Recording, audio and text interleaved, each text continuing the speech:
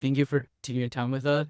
Starting off, our first question is, how has running the organization changed from its inception to the present day? The STEM Teachers NYC. How's it changed? Well, in the beginning, it was just a group of physics teachers that liked to get together to talk about physics teaching. And now it's from K through 12, all different disciplines and a lot of different topics that don't have anything to do with physics teaching. But I would say the basic idea is the same.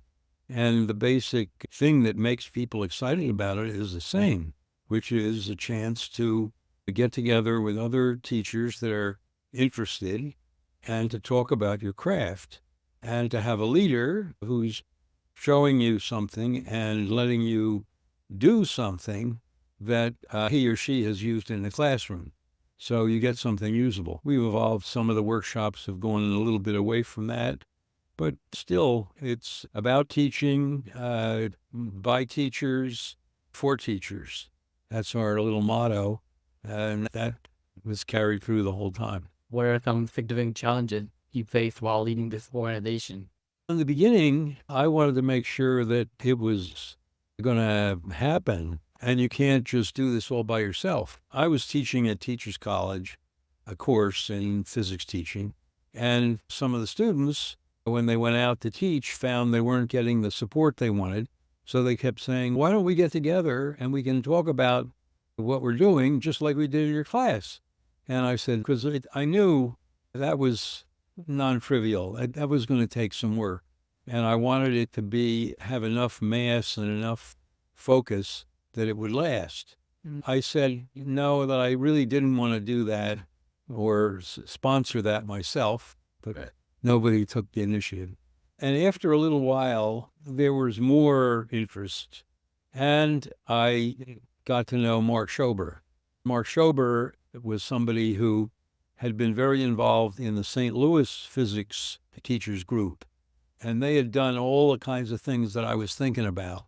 So he had experience. And he had written a curriculum that many people were using. He was well known as an expert.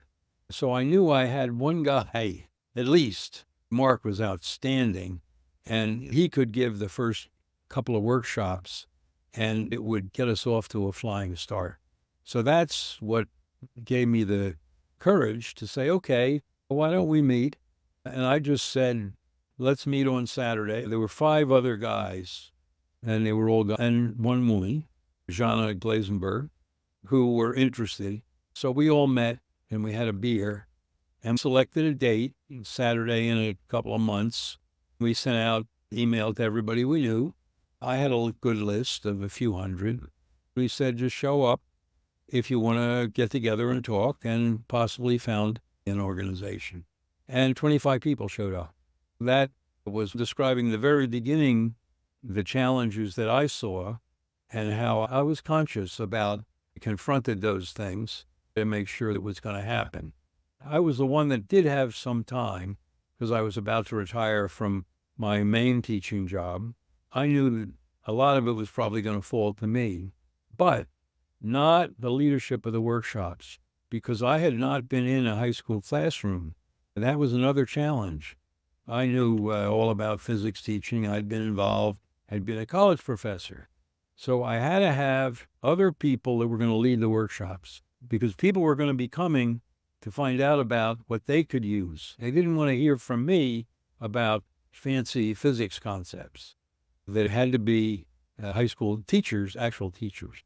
What would you change, or what kind of improvement would you implement to? In terms of the organization itself, not too many, very minor things. It's worked out beyond my wildest dreams.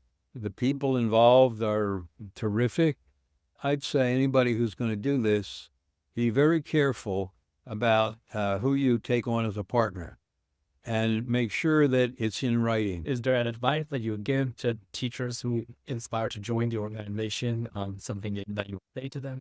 People that are about to join, I would say reach out, be active, open yourself up, try to meet new people, and let yourself imbibe different kinds of influences, I would say think about becoming a leader, whether it's of a little small group or a working group. You don't have to come in as full workshop leader. There's ways that people have been able to participate and contribute, not just sit there. Because it's not just a question of taking in. Taking in, you take in, but you have to perform in the classroom. So the question is, how do you get involved so you're performing in the organization and you're giving the things that you want to be giving in the classroom?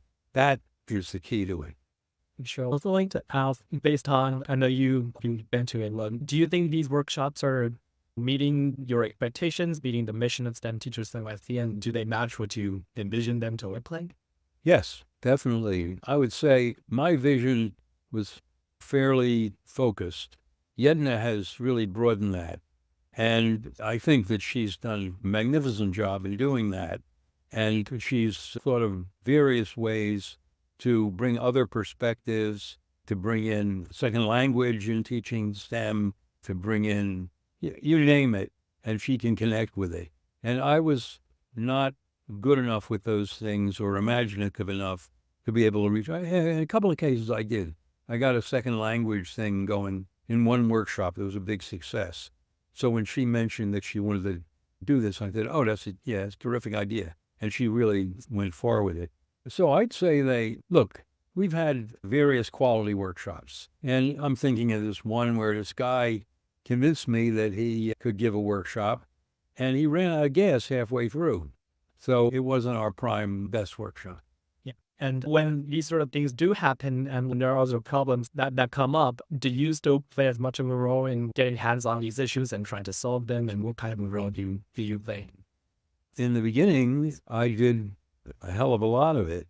I did all the back office stuff, to keep the planning and figuring out and who were going to be the leaders and what was going to be the schedule and all that sort of thing. I had to work with the leaders with their schedules. So I had to be very flexible. Sometimes they'd have something change and they'd have to change their dates. I had to really work hard in adapting to the leaders because in the beginning, everybody was a volunteer. There was nobody getting paid. After a while, you're asking people to teach a 2-week-long workshop every day, all day long. You can't say to them, do this as a volunteer. So we had to pay them to do that. The organization, if it's going to be an organization, there's got to be some money involved. But I handle the money, too. It's what kind of a role do you play in? I changed my role as I went along. I gradually got other people involved in doing some of the things. E was the first one who came, and she could do anything. She had about 16 different hats along the way, and she did a lot of different things. But I always had an accountant take care of the money because I was not an accountant, and I knew that we would have to have a review and that we'd have to provide a tax return. So that was something I had to have set.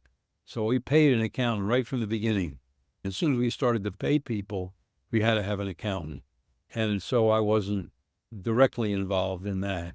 Over the years, I gradually took on less. And at the end, when I finally decided that I was getting old enough so I wasn't going to be able to do this forever, that I needed to get other people involved, then I consciously backed out of certain things or really worked with some people. I started working closely with different people to make sure they knew what the deal was, exactly how it worked, and then gradually have them do more.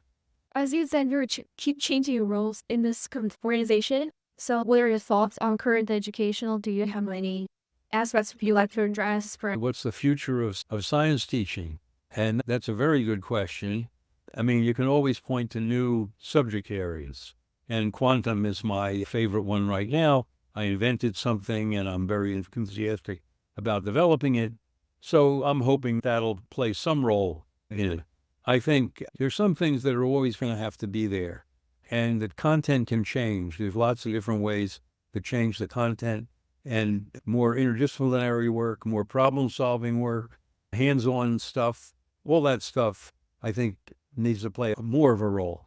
It's there now, but it needs to be much more implemented. And I think the student orientation, the fact that the student needs to have his or her own activity and in contact with the phenomena, that's not going to change. I don't care how much digital learning you have and how much AI you have, there is a physical world out there, and it doesn't act the way you expect it to.